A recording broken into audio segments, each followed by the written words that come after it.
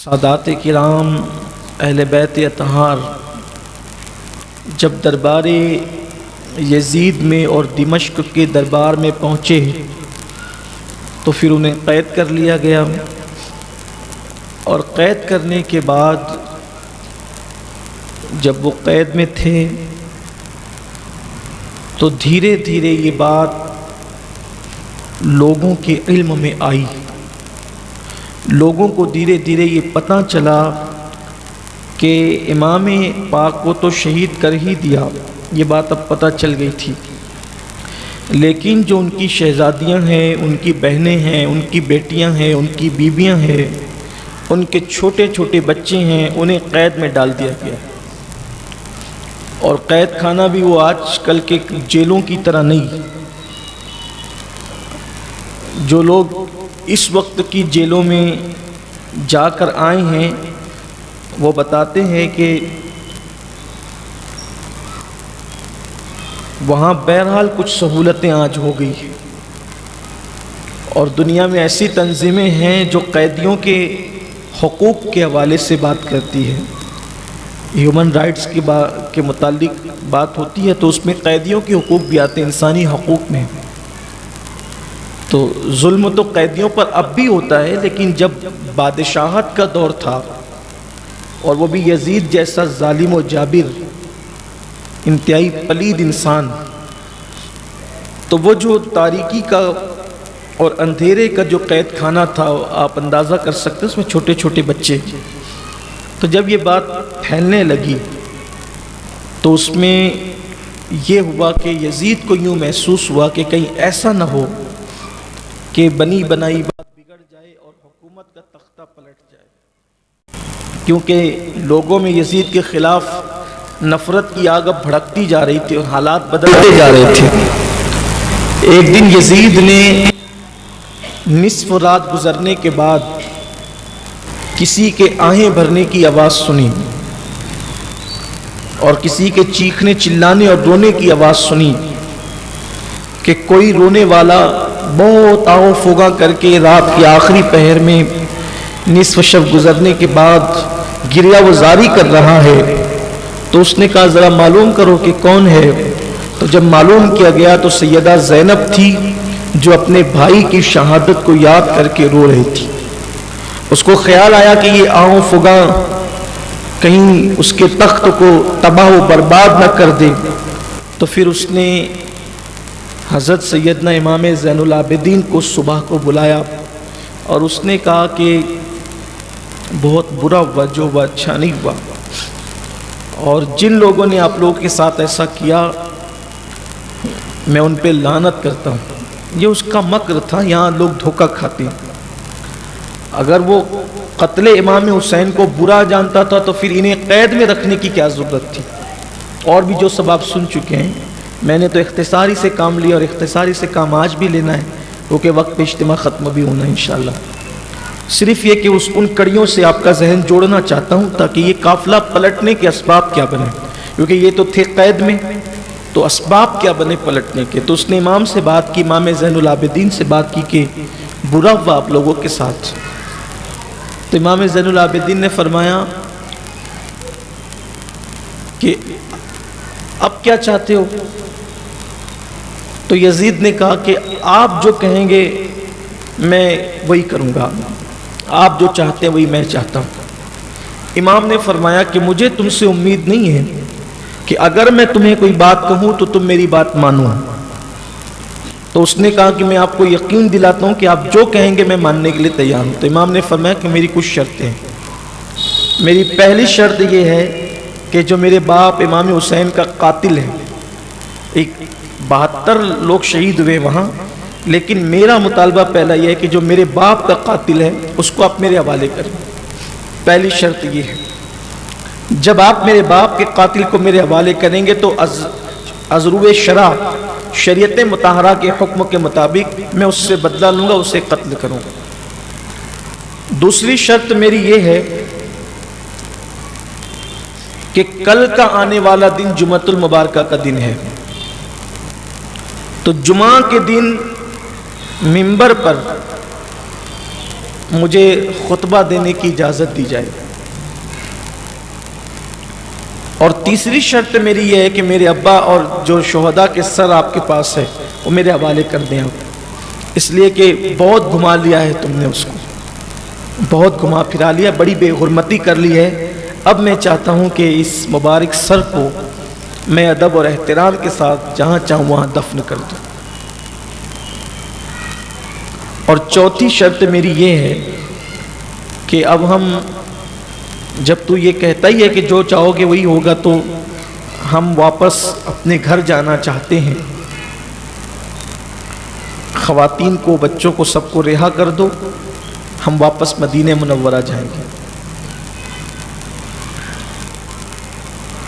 تو یزید نے کہا کہ ٹھیک ہے،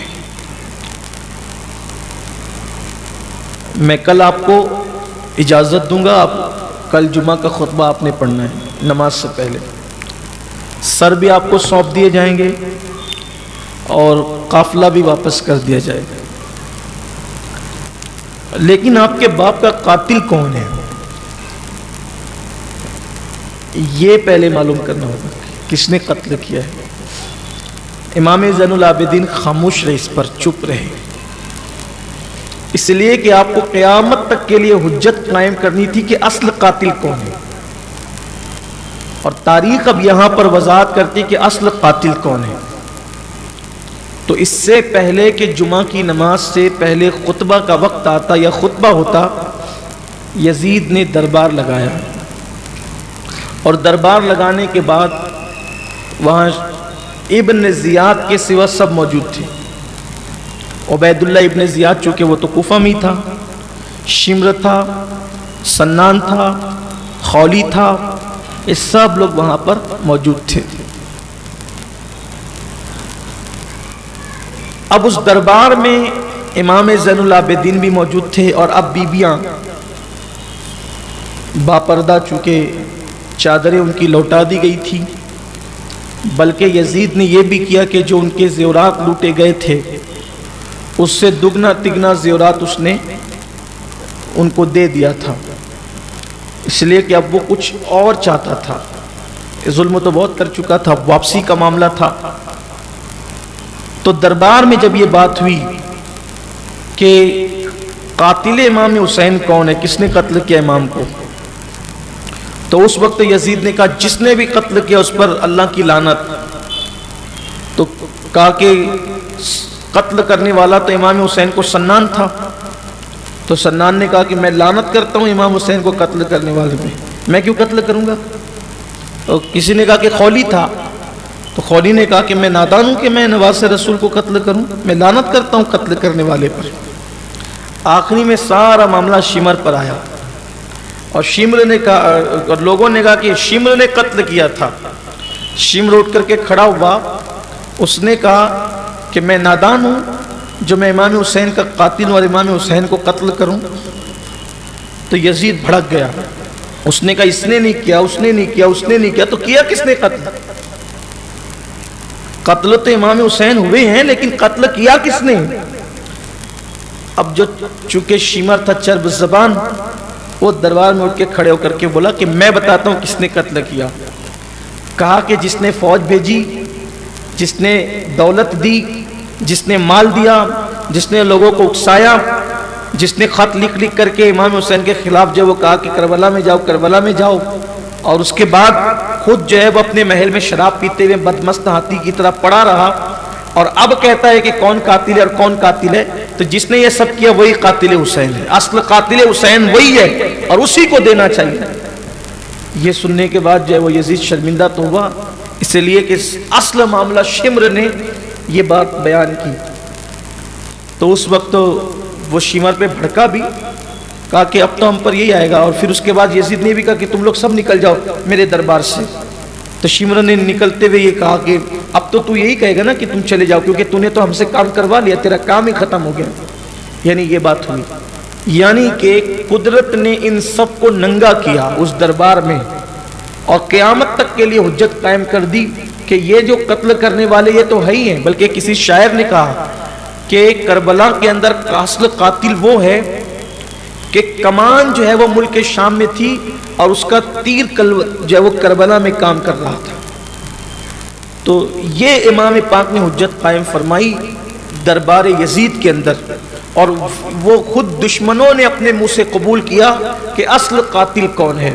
یعنی وہ بھی یہ مانتے تھے کہ یہ سب کیا دھرا کس کا ہے؟ یزید کا ہے. اب چونکہ وہ وعدہ کر چکا تھا امام کے پاس کہ میں قاتل کو آپ کے حوالے کروں گا، آپ جب ثابت ہو جائے گا، تو چونکہ کیا وہ اپنے آپ کو حوالے کرتا؟ سب تو ایک دوسرے پر لان تان وہاں کر رہے تھے. تو اس نے امام سے فرمایا کہ شہزادے زین العابدین، اب آپ کے باپ کے قاتل کا معاملہ رہنے دو، یہ شرط آپ کی میں پوری نہیں کر سکوں گا، البتہ یہ ہے کہ باقی کے 3 شرطیں پوری کروں گا. ایسے میں جمعۃ المبارکہ کی اذان سے پہلے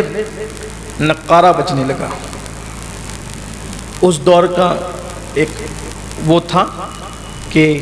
لوگوں کو متوجہ کرنے کے لیے نوبت بجائی جاتی. تو جب نوبت بجنے لگی تو یزید کے بیٹے نے امام زین العابدین سے مخاطب ہو کر کے کہا، دیکھ یہ کس کی نوبت بج رہی ہے، تیرے باپ دادا کی نوبت بج رہی ہے یا میرے باپ دادا کی نوبت بج رہی ہے؟ وہ جو نقارہ بج رہا تھا اس نے امام زین العابدین سے کہا کہ دیکھیے ہماری شان و شوکت کی یہ نشانی ہے نقارہ. جب وہ نقارہ بند ہوا تو اذان شروع ہوئی، اور اذان میں جب اشہد ان محمد رسول اللہ آیا تو امام زین العابدین نے کہا، دیکھ یہ نوبت کس کی بج رہی ہے، یہ تیرے باپ دادا کی بج رہی کہ میرے باپ دادا کی بج رہی ہے؟ اور یہ جو تمہارے نقارے کی نوبت ہے یہ تمہاری 4 دیواری تک محدود ہے، لیکن میرے باپ کی نوبت تو، میرے باپ دادا کی نوبت تو زمین سے لے کر عرش تک ہے. اور یہ ترانہ پوری دنیا میں گونج رہا ہے، اشہد ان محمد رسول اللہ. اور یہ آج ہی نہیں، یہ انشاءاللہ قیامت تک گونجتا رہے گا. شرمندہ ہو گیا، چپ ہو گیا یزید. اس کے بیٹے کو یہ جواب جب امام پاک نے دیا تو خاموش ہو گیا. اور اس کے بعد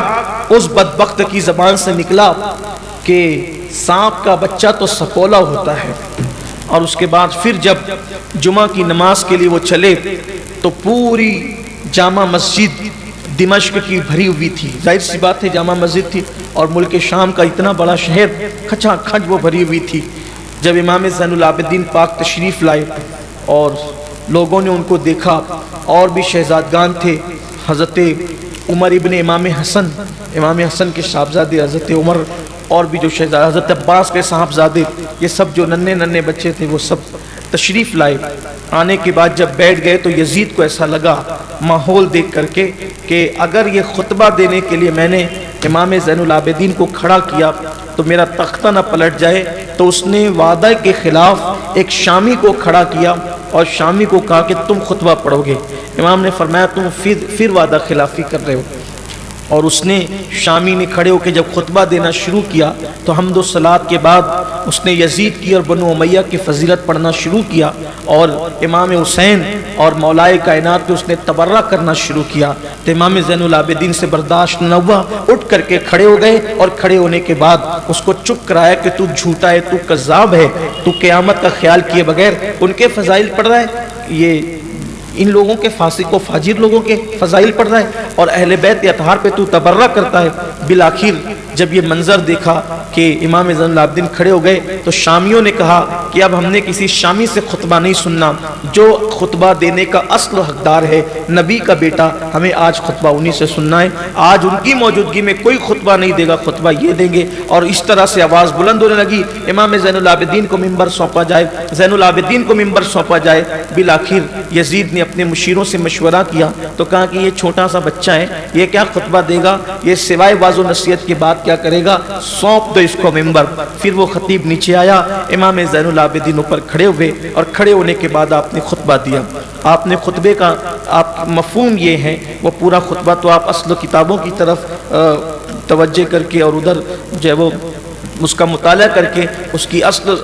لذت اور اس کا لطف حاصل کر سکتے ہیں. لیکن بطور مفہوم جو ہے امام زین العابدین نے جو خطبہ دیا اس کا مفہوم یہ ہے، امام نے حمد پڑھی، اللہ کی تعریف کی، اور تعریف کے بعد حضور اکرم صلی اللہ علیہ وآلہ وسلم پر درود پڑھا، اور درود پڑھنے کے بعد فرمایا اس کے بعد اے لوگو، یہ تمہیں میں نصیحت کرنا چاہتا ہوں کہ یہ دنیا فنا ہونے والی ہے، یہ فانی دنیا ہے اور یہ دنیا ایک دن ختم ہو جائے گی۔ لوگوں جو دنیا سے دل لگاتے ہیں وہ یاد رکھ لیں کہ قیمتی مکانات، قیمتی لباس، دولت، اچھے کھانے، یہ سب کے سب تم سے ایک دن چھوٹ جائیں گے، اور پھر تمہیں قبر میں جانا ہوگا موت کی لذت کو پانے کے بعد، اور تمہیں اللہ کی بارگاہ میں کھڑے ہونا ہوگا، اور اللہ تم سے تمہارے اعمال کے بارے میں سوال کرے گا۔ تم سے پہلے لوگ بھی دنیا سے چلے گئے جو تم سے زیادہ مالدار تھے، جو تم سے زیادہ خوبصورت مکانوں میں رہتے تھے، جو تم سے زیادہ خوبصورت لباس پہنتے تھے، تمہارے پاس جو دولت ہے اس سے زیادہ دولت اور سطوت ان کے پاس موجود تھی، لیکن موت نے آج ان کا نشان مٹا دیا، قبروں کا نشان مٹا دیا، ان کی ہڈیاں اور ان کے گوشت قبروں کے اندر گھل چکے ہیں، اور آج ان کا نام لینے والا کوئی نہیں ہے۔